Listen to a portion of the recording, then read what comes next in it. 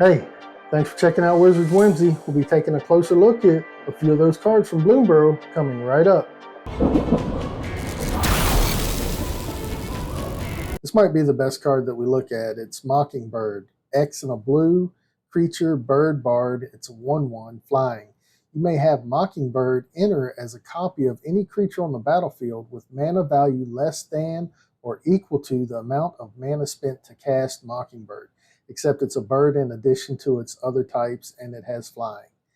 Notice that there's not an X in this text box here. So X plus blue, if the creature that you're looking at says a dockside, you look at him. Oh, you gotta give him that hawk and spit on that thing. You get me? Hey, I'd like a dockside too. It's going to cost you a generic and a blue, and you'll have a flying dockside. Whatever the creature's mana value is, you'll get a copy of that creature by paying X and blue, and it has to just equal the mana value of the creature that you're trying to copy. You don't have to put the mana value into X, meaning that if you're going for, say, a dockside, you don't have to go 2 and a blue. It's just 1 and a blue. It's going to equal dockside's cost. So that is one thing to really look at. It might be one of the best clones that they've printed in a while. I expect to see this card being played in Standard, Pioneer, Modern, and Commander, and making its way into CEDH. So it's definitely a card to look out for. Go ahead and pick up your copies now. I have a feeling that this card will just be a star performer in the formats that people play him in. Azure Beastbinder is a 2-drop, 1 generic and a blue. He's a 1/3. He's a rat rogue creature. He has vigilance. Azure Beastbinder can't be blocked by creatures with power 2 or greater. Whenever Azure Beastbinder attacks, up to 1 target artifact, creature, or planeswalker an opponent controls loses all abilities until your next turn. If it's a creature, it also has base power and toughness 2/2 until your next turn. Now, this is a great little creature that you can use to turn off planeswalkers, to turn off people's artifacts, to even deal with big creatures, because if it's a big beefy creature, say it's one of the Eldrazi's that have Annihilator, you'll basically just turn it into a 2/2 that has no abilities, and that'll be like that until your next turn. Now notice it says an opponent controls. It's not that the defending player controls. So it's definitely a politic piece that you can utilize in Commander games. Rottenmouth Viper is a 6-drop, 6/6 elemental snake. As an additional cost to cast this spell, you may sacrifice any number of non-land permanents. This spell costs 1 less to cast for each permanent sacrifice this way. So if you have a bunch of food tokens, treasure tokens, or any kind of tokens, as long as it's a permanent, you can sacrifice this and turn in this 6-drop into a 1-drop, essentially. And whenever he enters or attacks, you put a blight counter on it. Then for each blight counter on it, each opponent loses 4 life unless that player sacrifices a non-land permanent or discards a card. Now, if you're going up against token decks, then they'll be able to sack off those tokens no problem to pay for this. But I mean, each time that this card sticks around and swings, it's another blight counter. That's another 4 life loss unless a player sacrifices or discards. As long as you can protect this card and just keep swinging with him, I mean, he's going to put in some work and he'll do some damage. And like I said, if you get some tokens out real quick or anything like that, you get some treasures out, some food out. I mean, this 6-drop all of a sudden becomes a 1-drop, and he's a 6/6 that's just going to wreak havoc on the board and on your opponents. And it doesn't matter which format you're in. This card could be a beast with just sacrificing permanent. Doorport Mage is a 2-drop, a generic and a blue. He's a 1/3 frog wizard. Whenever 1 or more other creatures you control leave the battlefield without dying, draw a card. pay a colorless and a blue, tap them, return another target creature you control to its owner's hand. Now, this card pairs great with Mockingbird because you can clone Dockside, then you can return it to your hand and then cast it again to clone Dockside again. And, all of a sudden now you got a bunch of treasures and, you can pop off if you're in the commander format.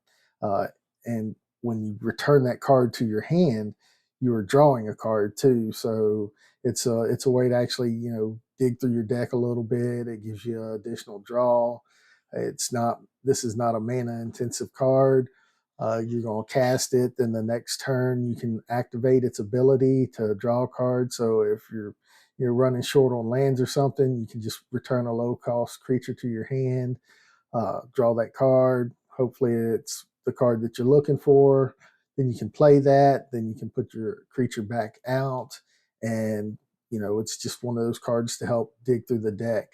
I'm not sure, what kind of deck I would build and utilize this in, but I know that if I'm using any kind of clones or anything like that, or any cards that I think might get hit or removed, I mean, it doesn't limit this to sorcery speed, so you can use this to protect one of your creatures. If you're in commander, you can use it as a way to protect your commander. That way the cost doesn't get too high. Uh, I definitely see this card getting utilized, and I think it can be a good card to protect your cards or to get you that extra dockside, trigger off of a card. So definitely a card to be looking out for. Definitely one that can see some play. Might even find its way into a frog kindred deck or uh, any kind of deck like that. Did preview some cards in green that you know you return a creature to your hand, you can cast it out, put a counter on something.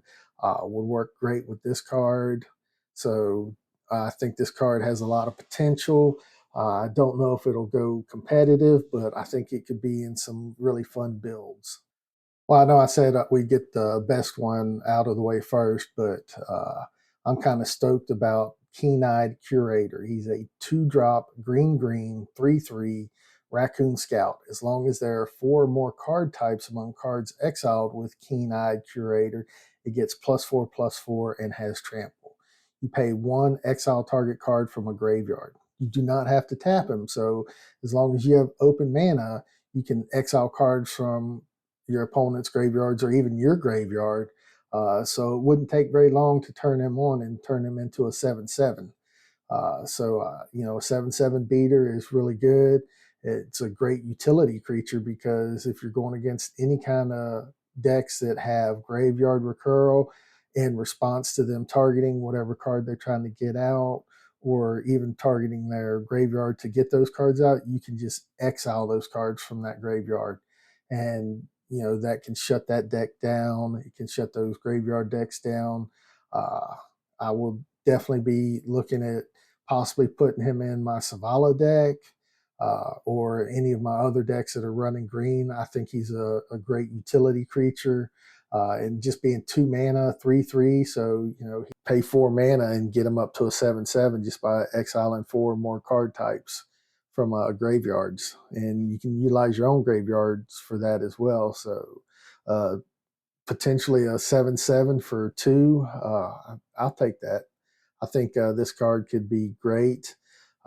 Definitely in green decks, in any mono green deck. I feel that there's a potential for you to slot this in, especially if you're in a mono green deck, just for the utility of being able to turn people's graveyards off. Now, once you start getting into your higher color decks, the double green pips does get a little bit harder to utilize. I think in 2-color decks, he's still a good card to use. Now, once you start getting into your 3, 4, and 5 colors, it depends on which how your mana is balanced, whether or not he'd be worth trying to put in, as opposed to one of the utility artifacts that you can just pay a generic and put it out. But being able to get you a 7/7 beater in any format, I believe is a great trade-off, especially if you get to turn off cards in people's graveyards. So this is the last card that we're looking at, and it is the one that I am most hyped for, is trying out in different builds. Thank you for looking at this video. It means a lot to me that you took the time to view this content, and I hope you found it informative, entertaining, and inspiring. And I hope it gives you some ideas on some decks that you can utilize these cards in. And I would love to hear what your plans are for some of these cards. If you plan on utilizing them, if they're cards that you stay away from because you don't play in those colors. I'd love to know what it is that y'all like and what you'd like to see on this channel going forward. So hit that subscribe button, like button, and leave a comment. And until next time, keep slinging those spells.